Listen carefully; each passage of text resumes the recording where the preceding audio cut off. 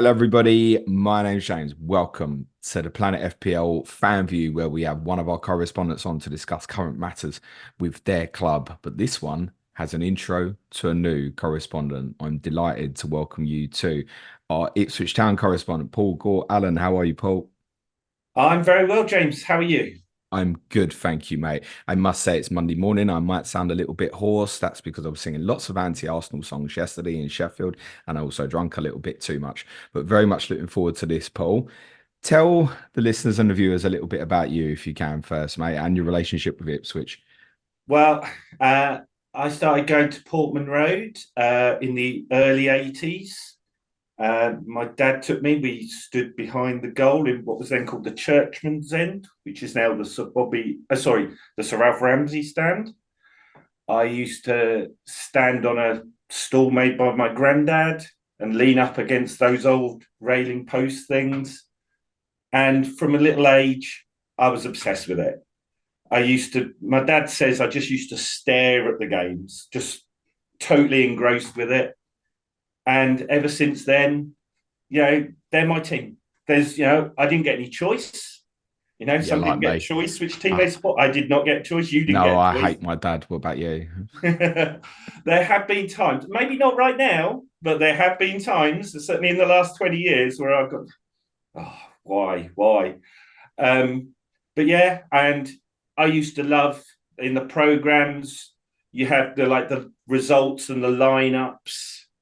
And so I was maybe the first data analyst, even though I didn't know it of football, because I was looking for patterns and like, oh, when Romeo Zondervan doesn't play, we always win and things like that. But yeah, and so whether I've been a season ticket holder or not, you know, Saturday afternoons, 3 o'clock is always Ipswich time, whether you're there Oh, or not. well, you're in the Premier League. It might be a lot of non-3 o'clock Saturdays now. Well, yeah, Get that used might to have that. gone now. Yeah, we might be. Who knows? Saturday night at 11:30 or whatever by now. But yes, that's. But yeah, we'll get that when we get there. At the moment, I'm just excited about the whole thing. If I'm totally honest. No, of course you should be, and congratulations. It's an incredible ride, and we're going to discuss some of that during this podcast. But firstly, I'd like to define for the listeners and viewers who are Ipswich, because there are a lot of people who've never seen Ipswich in the Premier League, and there might be oh, who's this little Ipswich? That's not quite the case here, is it? No, they're. We can call them Little Ipswich if we want to, and maybe compared to Tottenham or Manchester United, we are. But no, we are a team that's won the top division under Sir Ralph Ramsey. He won three championships in 6 years in the late 50s and early 60s. So we've won the top division. And then Sir Bobby Robson was manager basically in the 70s and early 80s.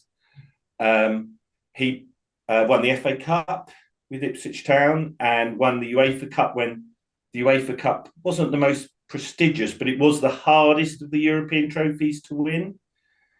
Um, so we've given England their two greatest managers, and then some people may remember a spell under George Burley where we were in the Championship as it is now, and we had a lot of playoff heartbreak, but then won in playoffs in 2000, and then came fifth in a team that had people like Marcus Stewart and Matt Holland and Jim Magilton before that all kind of broke up and we were relegated the next year, which is probably where people who follow Premier League football end with Ipswich Town. And that's, they haven't been following the 20 years of decay since, or yeah, maybe How 18 and a half. how old were you when you first started going?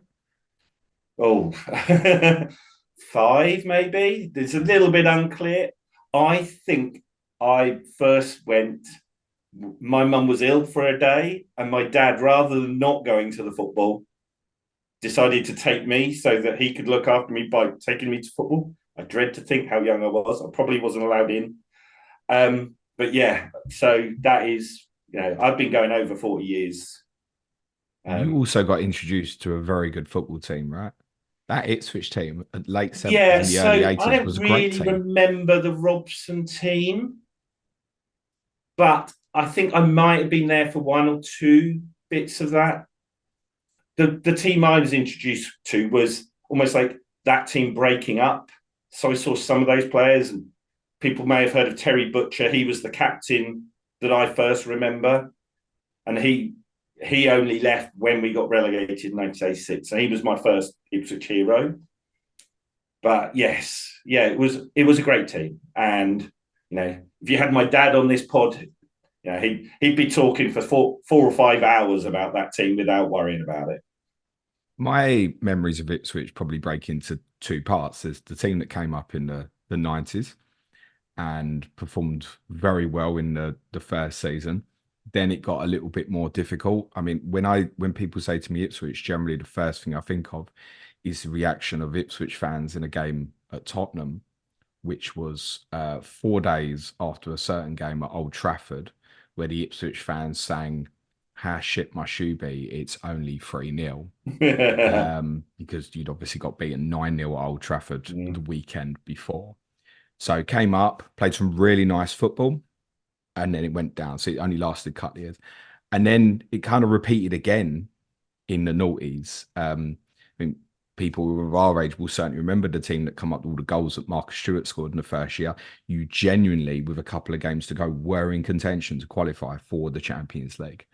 Yeah. Then the next year you went down, but along the path, I remember you played Inter Milan. Yes, we I did. remember in the UEFA Cup, and then disappeared again. You always felt to me like a club that was kind of destined to be around the playoff zones. That's how I envisaged Ipswich, I think, through the 90s and the noughties. But it got a bit darker after that, didn't it? Yes. Yeah. We got relegated at a really bad time to get relegated. So we got relegated in 2002. And at that point, there were no parachute payments. And ITV Digital, which had signed a massive contract to show EFL games, collapsed, and we were in big financial trouble then, and we struggled to sell players who were on good wages, who were settled in what is a nice area of the country. So not many of them wanted to leave, and so we went into administration, and that obviously is bad enough, but it hamstrung the club for many, many years, really. So even though in those early years of the millennium we were in and around the playoffs, we lost to West Ham twice. It was always really stretching for us to get there, and there was never a thought that it's halfway through the season, we can really push on now with a couple of good signings. It was always, we had our 13-14, and if we got injuries, we were struggling. And that continued until a guy called Marcus Evans took over the club. He became the new owner. And there was an initial burst of transfer activity and hype and excitement. But he didn't understand football. And he appointed people as CEOs who didn't understand football. He appointed a guy called Simon Clegg, who was at the BOA, the British Olympic people. Okay. In the run up to the London Olympics. I'll let you work out why a person whose business was selling tickets would do that. And he appointed people in managerial roles who spent money badly. Roy Keane and Paul Jewell. They're at the top of the list. I'm looking forward to Roy Keane criticising Ipswich Town next year if he is on Sky, because he did very badly at Ipswich. But it was Marcus Evans who was the problem, and it's very hard to criticise someone who's putting in £6, £7, £8 million a year into your club, but he didn't get football. So it wasn't a nasty owner like we've seen at Bury and other places that you've done podcasts on. He's 2 or 3 levels below that. He just wasn't very good, and so we ended up. Mick McCarthy saved us from relegation one year, and produced a pretty good team who made the playoffs one year, but we were still circling the drain. We were looking like a team who was going downwards, and the club felt unloved. The stadium was, unloved. It felt very negative place to be that the fans, but also just the general environment. And so I heard it described as 20 years of decay, and that's a really good way of putting it, on and off the pitch, to be honest. So we ended up in League One. We got relegated, and quite rightly so. We were a basket case, really. And that's when things began to change, but it still took a little bit of time. Is Evans gone now? Pretty much, yes. So we had a takeover in April 2021 by a group called Game Changer, who basic Game Changer is 90% owned by this investment fund called ORG, who are a pension fund for firefighters and police officers in Arizona, which is quite scary that the pensions of firefighters and police officers is in Ipswich Town's hands, but I'll leave that with people who know far more about money than I do. So that's 90% of the ownership. 5% is owned by three gentlemen who called themselves the Three Lions, Brett Johnson, Berkay Bakai, and Mark Detmer. They were basically the base of this takeover. Sorry? Why are they called the Three Lions? I think it's just because there's three of them, to be honest. I've not heard could any have been other the Three reason. Degrees. It could have been anything, mate. Yeah, because none of them are English. There's two Americans and a Turkish guy who might be Turkish American. That's really interesting. I don't know why, but I'm in Such's office and he's got Turkish money here. I don't know if it's worth anything or not, but it's 200s of something now. Whoa. Well, give it to Berkay. He might be able to spend it. But they were the face of the takeover, even though they only owned 5% of it. When they took over, those were the guys doing the interviews. Those were the guys talking to mainly the local media then, because we were still pretty small fry. But Athletic and stuff were interested. And Marcus Evans, the previous owner, still owned at that point 5% of the club. Okay. But was very backseat now. It was almost like a bit of a he's a little present for looking after it and putting in however much money he put in over all that time. I presume Ipswich fans are appreciative of this ownership. I'm going to guess because what's happened on the pitch, right? These guys have been the rebirth of this football club. We're going to talk about somebody else later who is obviously very much part of the rebirth, but these guys, they straight away appointed people into key roles who knew about football. So straight away we had Mike O'Leary as chairman, who's been chair or various roles at various clubs through the years, certainly West Brom. And then very quickly they appointed Mark Ashton as the CEO. And Mark Ashton he's the driving force behind a lot of the changes we've seen, particularly off the pitch. In terms of getting the stadium to a reasonable standard, investing in the community.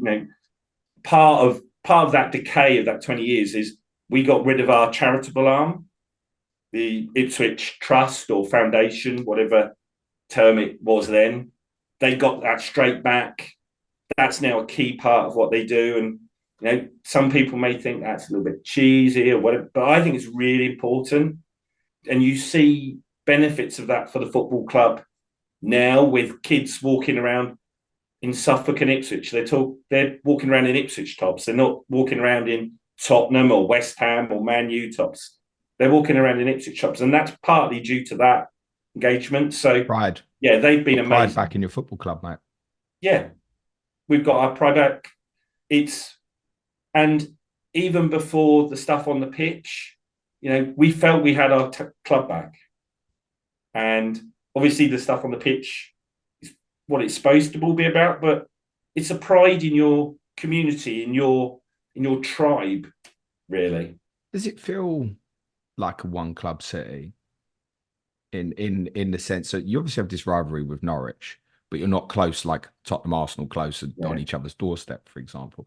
Like, how big's the rivalry? And I guess over this 20 years of decay, I suppose that's not helped when, and I know they've yo-yoed a bit themselves, but they did have like a prolonged spell in the mid 2010s where they stayed up for a while, pushed towards top half.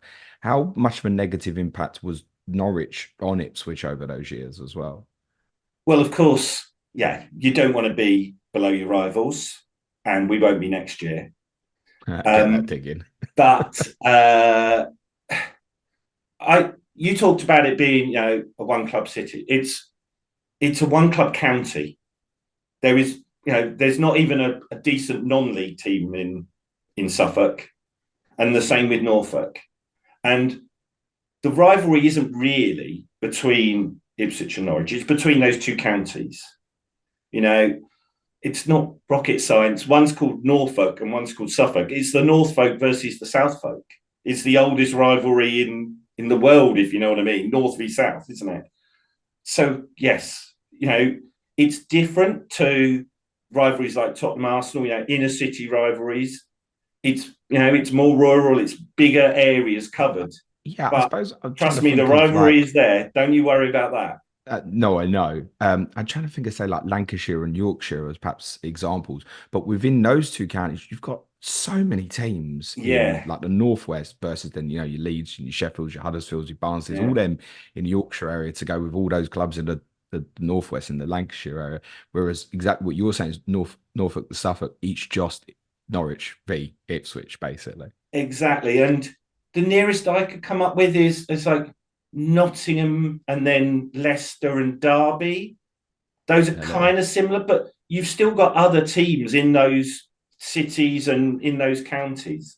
It is pretty unique, and it's the only rivalry I know. So I've not been to an Old Firm game or a North London derby or anything like that. But it's pretty tough. Trust me. And when you're the team who's on the losing end of it, it hurts. I've got the scars still over the last few years of some of those beatings. But then do you kind of revert to camp? Are you seeing Norwich fans out and about in Ipswich? Does that happen or not? Is there very much a split of that's your territory and this is ours? I think what you do get is there are kind of areas where maybe suddenly you see more yellow in what you think is your area. So like more yellow. North Suffolk, there's a little bit of invasion. And you see this, I'm going to go back to the point that about investing in the community, because one of the first things they said is, we've got rid of some of our, kids training camps in this area and this area. We're going to get those back on. And then we're going to go further north into Norfolk and put our training camps on their soil. And that's the way your CEO talks. He talks about on their soil. So and hopefully now we'll be pushing that boundary a bit further and grabbing fans from above that line. But it's a pretty solid line, trust me.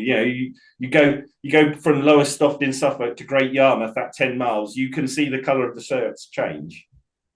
When COVID happened and the season is called off and you're sitting, I think, 10th or 11th in League One, could you have pictured this now for the football club to be here?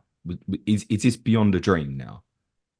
Yeah, this is beyond the dream. I think you always hope it's going to happen, and you always know if you're my age, you always know it's got the potential, but to happen this quickly, I think that's the thing that's shocked most Ipswich fans, is to happen this quickly is a huge surprise. I think getting out of League One, if I can sound a bit big-headed, a team like Ipswich should be, if they're in League One, in the top 3 or 4 teams. We were fighting one year with Sunderland, Sheffield Wednesday were down there. But to be 10th or 11th as we were one season, that wasn't acceptable. But to go straight through, that's crazy. That's pretty ridiculous. But it shows you what you can do if you can get the right club working together, the fans together, the management together, the players together. It's all come together perfectly. It's really well run. I'm sure you're going to have correspondents on here, talking about how they think the club should be run better. I'm not going to criticise the running of my club at all. They know better than I for a start, but they run it really well. But yeah, to go straight through was ridiculous, to be honest. So you get this change of ownership in April 2021. Right at the end of that year, Kieran McKenna is appointed. Yes, we get Kieran McKenna. How important is he to all of this? Could someone else have done this technically, or is he the biggest reason why this has happened? Genuinely, this is the question we don't know. Let's cards on the table. The takeover to me is the big thing, because without a new owner, I don't think any of this happens. But does it happen as quickly without Kieran McKenna? I don't think so. And yeah, he is everything that I talked about Mark Ashton off the pitch. Kieran McKenna is the on the pitch leader. And yes, of course, he's brilliant. I'm not going to sit here and lie so that, Brighton owner kind of goes, oh, is he not? He's brilliant. But yes. And he is a proper coach. He had to retire at 22 with a hip injury, play for Spurs. And then was pretty quickly a youth coach at Spurs, earned his stripes there, went to Manchester United, was part of Jose Mourinho and Ole Gunnar Solskjaer's, coaching setup there, having been in the youth setup. He's done his hours, he's done his years. So although people talk about him being, like a rookie manager, he's got 13 years of experience before he manages. But yeah, as soon as he was appointed, we saw something different compared to what we'd had before. What does that look like? What when you say different, so what do you mean now? He talks so well. He's not a ranter or a raver. I've only seen him lose his calm once in the 2.5 years. But players talk about his laser focus, his attention to detail, and how much he thinks technically well and tactically about the game, and how well he treats people. And you can see that, how well he treats the media. The local media love him here. But just as a fan, there were points where he would explain things. And some managers that we've had in the past, I'm not going to name any names, but you kind of think like they think the fans are stupid. But he was like, well, yeah, I brought George Edmondson into today's game because they've got this player who's fast and strong up front, so we needed to match that. And he says that after game. He's not going to say it before, obviously. Sure. But he'll say it afterwards, and you're like, oh, that's why he played George Edmondson. That was surprising to me that he came into the team. And so even though at the end of his first half season, he joined in December, I think that was our lowest position since the early 50s. I think every Ipswich fan felt we're onto something here. He'd had half the season looking at his team, sorting the mainly defence out. And you could see by the way he speaks, we were like, we've got one here. And obviously that's fed through. The way he plays football, well, you just have to look at how many goals we've scored in the last 2 years to see, this isn't going to be a boring team that comes up and puts 10 men behind the ball every game and goes long to the big man. This is a team that plays attacking football. They press high. It's very exciting to watch. And I think that's down to him. That's all him. That there was nothing to build on there. He's kept some of the players, quite a lot of the players that we maybe had when he came in, but the coaching and how the team plays is all down to him. He was obviously extremely highly rated at Tottenham, I think. Obviously, because his career was obviously curtailed quite early. He'd obviously got into coaching at a very young age and stuff. He was extremely highly rated. I know it was when he moved to Manchester United, there was massive disappointment from within the football club. But I think that even speaks in itself, right? He's gone from Tottenham. Manchester United have gone, okay, there's a bright one now. There's lots of speculation that he was heavily involved in a lot of the tactics of the first team when he was at Manchester United. He's obviously ended up at your place. Now there's this meteoric rise quite quickly through 2 leagues that inevitably if no one's looking at your players or your managers, mate, it's probably because you're not doing very well. So there's a positive to this as well. But there does feel like there's the elephant in the room here already with Brighton and this Roberto De Zerbi news over the weekend. I saw you responded to something and just went, shit. Are you genuinely quite concerned about this because his name is getting mentioned with it? I think at the turn of the year, I had 2 clubs that I was worried about at this kind of in the summer. One was West Ham and one was Brighton, because I don't think any of the top 6 or 7 would take him right now. It feels too big a risk. And I don't think he would go to any of the teams in the bottom half of the division. Why would he? We're one of those now. But Brighton and West Ham are that in between where he could see that as a stepping stone to he's a Man U fan, so to Man U or wherever. You know, they're very, very unlikely to get relegated, those 2 teams. So I was delighted when West Ham appointed Lopetegui. What happens with Brighton? Well, we'll find out. I suppose whilst obviously I want him to stay. He's a great manager for us, and who knows what would happen if he did go. You make the right point. This is not because we've been doing badly. You know, if he does leave us, well, he leaves us in the Premier League. He doesn't leave us 10th in League One. So, and we have to accept where we are in the food chain a little bit. Do you think we are? It's interesting. I might think we're as equally as big a team as Brighton. Yeah, I was going to say, yeah, we're not at the moment. Yeah, no, that's fair. Do you think he'd go if it's offered? I genuinely don't know, and I know that's a bit of a cop out. I think if you were to say, chain me up against the wall and say, I think he would. And I think it would only be Brighton, because there's such a good match as well. We have kind of based ourselves on Brighton on and off the pitch in many ways. You know, how we play is quite Brighton-esque.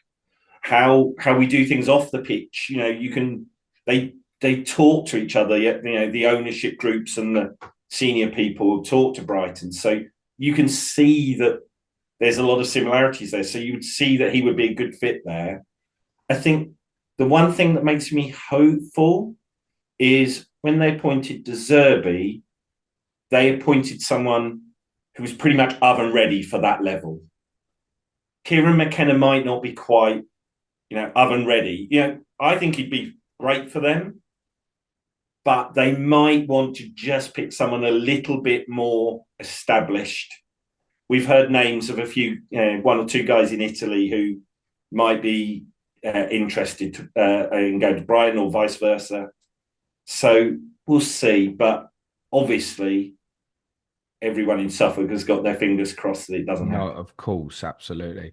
I think that the problem is that I use an analogy like Vincent Kompany, right? Who this time last year was getting linked with even Tottenham and Chelsea jobs, and he wouldn't be now. Yeah, not to that size. And you do wonder if you come up and it goes really badly and you have a season similar to what Burnley have just had, do people come knocking again? Like for him as an individual, Brighton it absolutely just feels like a perfect fit of that in the middle. It's a safe club. It's extremely well run. Maybe that'll be your club in 4 or 5 years or so. That's what you'd be hoping for. I don't know. I think that job, particularly for an upcoming manager, is a really difficult one to turn down, because you'll get what you want in that job in terms of security, how well it's run, etc. It's got a ceiling. I just wonder if he might think opportunity, and I think that's the only one. I think you're right what you said. Like, say if Forest changed and Forest offered him the job, I don't think he jumps at that. No, he's not going there. He's not going there. I just think the Brighton one is a really unique case, and his name was straight away getting linked. Hopefully, he stays. If he stays, what can this team achieve next year as it stands? Or is this just like swing the baseball bat here and see what happens? I don't think it's quite that. I think the first thing you have to remember is this season, as in the championship season, you know, we were up against 5 teams, 5 clubs who had far bigger budgets than us. So we are not, you know, we are not unused to, going up against it budget wise. That doesn't worry us. I think we would play how we play. I don't think we'd change. I think you'd love watching us. I think the way we play, the way we press high, we win the ball back. In possession, we basically play 5 up front. I think people will love watching us, and I think we'll be a great addition to Premier League. Whether that's good enough to stay up are 2 different things, but we'll certainly give it a go. We won't be participants here. We'll be giving it a go. We've got the backing off the pitch. Lots of people wear these tops now, thanks to Ed Sheeran. But I think we'd give it a go. Would we be able to stay up? I think we are able to. Whether we would, 2 different things.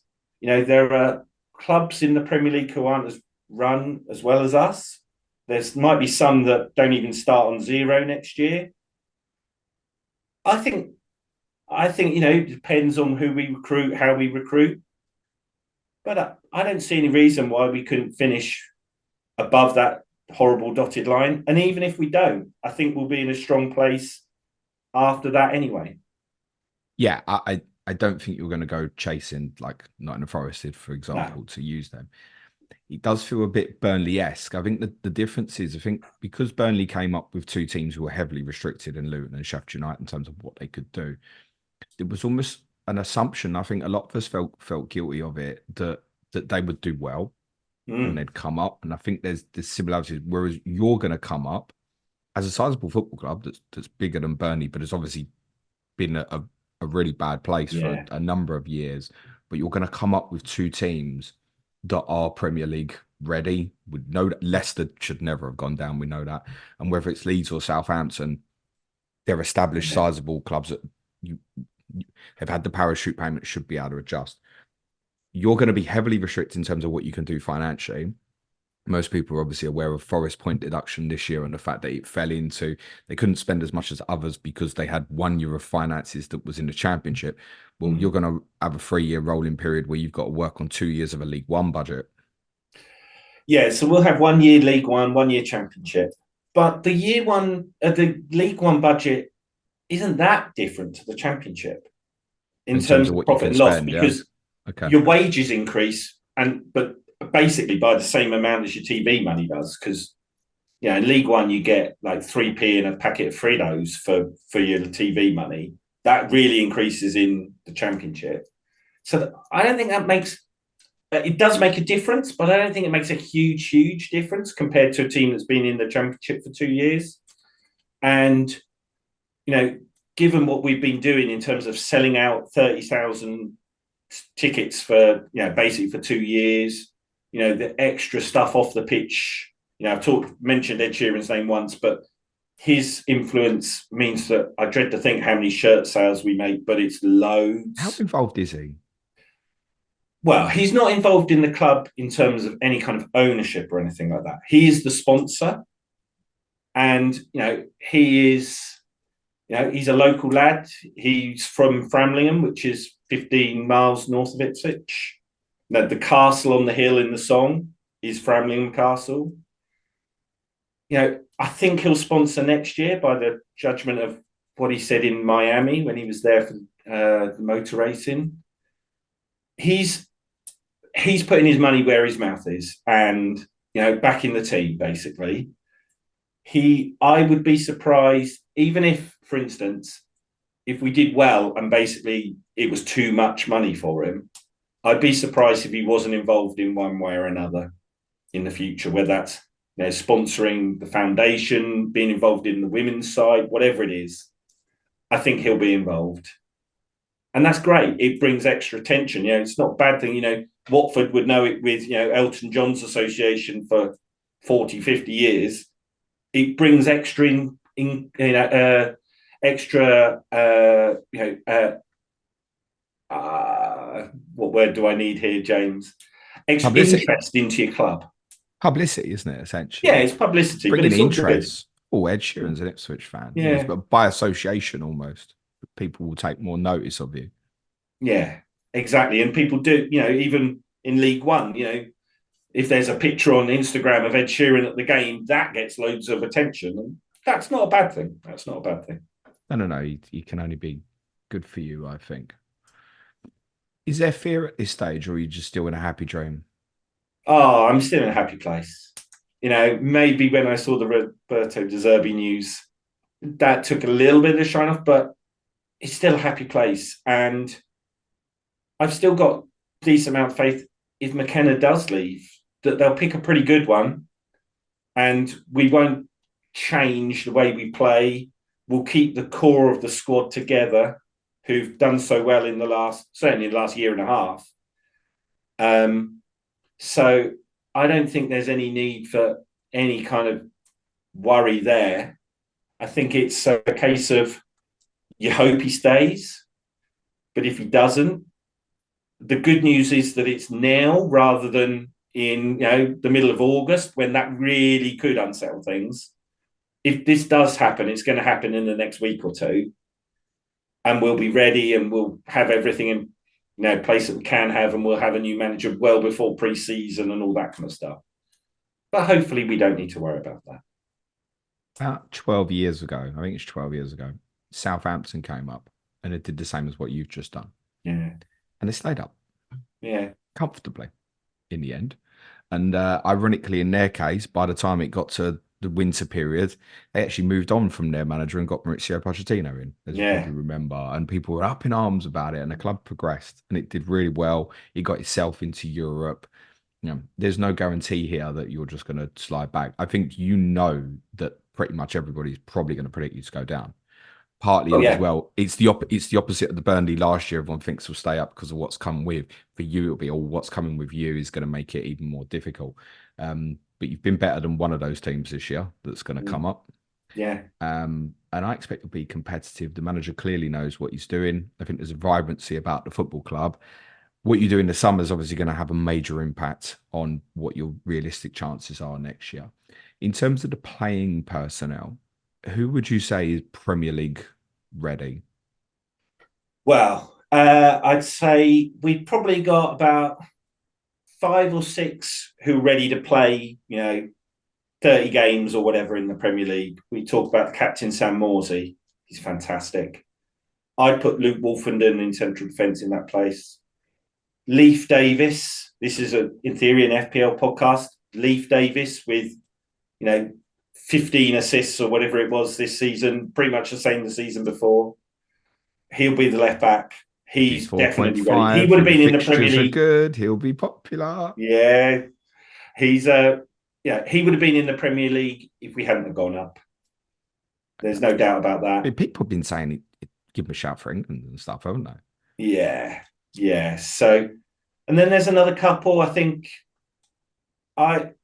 Wes Burns will be an interesting player in the Premier League. I think George Hurst, son of David, for older watchers and listeners, he's ready. But there will definitely be some new players come in who will be in that 11. And I wouldn't expect, we're not talking Nottingham Forest here. We're not talking 21 players or whatever they brought in that summer. We're probably talking 6, maybe all the way up to 9 new faces, probably replacing guys who were in the fringes of the squad anyway. And so keeping together the main 14, 15 guys who got us promoted and adding, half a dozen, maybe a few more to that. We've got a couple of gaps. We've got Amari Hutchinson was on loan. He'll go back to Chelsea. Are the club looking to sign him or not? Because, McKenna said he wanted him, didn't he? Yeah, I'm sure he'd love to have Amari back. I don't know if we can afford him on a permanent basis. Maybe. he's in theory only got 1 year left on his contract, which is interesting. But I don't know. That seems on the edge in terms of buying. If they give him a new contract, I'd be quite hopeful that he would come back to us on loan. But one thing we need to be wary of is you can only have 2 loans in this division, whereas in the previous division we could have 5. But he's the only one, I'd say, of the loanees going back that we would miss to any kind of level. Okay. We've got a couple of guys who are out of contract, but I'd expect them to sign on again. I think that's more they were waiting to see what division we would be in, just to see how much I'm going to get paid, basically. But yeah, I don't think we're talking any kind of complete revamp of the squad. I think they'll want to keep the squad together because it is very together, that squad. But also they know how McKenna works. They know the patterns of play. So you don't want to get 12, 15 players in to replace that. Yeah. Because then you're kind of starting from square one again. Do you think the club will target young profile of players that would be right for the manager? Or would it be a blend of experience? I mean, even look at your loan signings this season just gone. You can couple with Jeremy Sarmiento, young player from Brighton, developing, to Kiefer Moore, experienced forward. So would a club look at a continued balance like that, do you think, in its activity? I think it will be a bit of both, James. I think we'll look to some younger players with a bit of sell-on value, but I would not be surprised to see a few experienced heads, been there, done that Premier League style. We had Sonny Aluke last year, hardly played a game, but behind the scenes, you hear what he's doing. He retired a couple of weeks ago, just after the season finished. And I'd kind of expect a replacement there in terms of experience, but Premier League experience. And whether that's just 1 or 2 players, it might, these things aren't fully within the club's control either. It gets a little bit 3D chess in terms of who's buying who and who's moving where. But I'd expect a little bit of, kind of like a couple of 30-year-olds, but also some young, exciting talent as well. Paul, thank you. Really enjoyable. We will talk plenty more fantasy with you on Correspondent Week in August. But one thing I do want to kind of leave as a nugget for people. I obviously played Gaffer this year, so I'm a little familiar with obviously Ipswich fantasy assets. One thing was very clear. Knowing who was going to play up front wasn't easy to determine. Is he a manager who will rotate a lot, McKenna? He picks players for certain games. So I kind of mentioned before, George Edmondson played certain games against certain opponents. And that is more noticeable up front and in essentially in the 4 attacking roles. He will move them about a bit. I think in the first half of the season, the centre forward was George Hurst, but then he got injured, probably through overplaying because we didn't trust our backups. And then we got Kiefer Moore on loan in the second half. I'd expect us to get another striker in. And then, yes, there will be a little bit of rotation. But I think broadly, with there being fewer games now, a lot of that rotation was the midweek games. Yeah, sure. We won't play as many games. So I think we'll be pretty stable, but he will pick and choose. He will move his chess pieces around for certain opposition, certainly. If he's manager. There. Yeah, exactly that. Paul, great debut. Welcome to the Planet FPL team, my friend. Anything you want to plug before we finish up? No, I don't think so. If you want to follow me on Twitter, I don't put much on Twitter, but I'll try and be a good correspondent and put Ipswich news on there. So that's at FPL_tractor. But beyond that, just, if you've got this far, you're either really into your Premier League or you're really into your Ipswich Town. So thank you for listening. Good stuff. Thank you very much, Paul.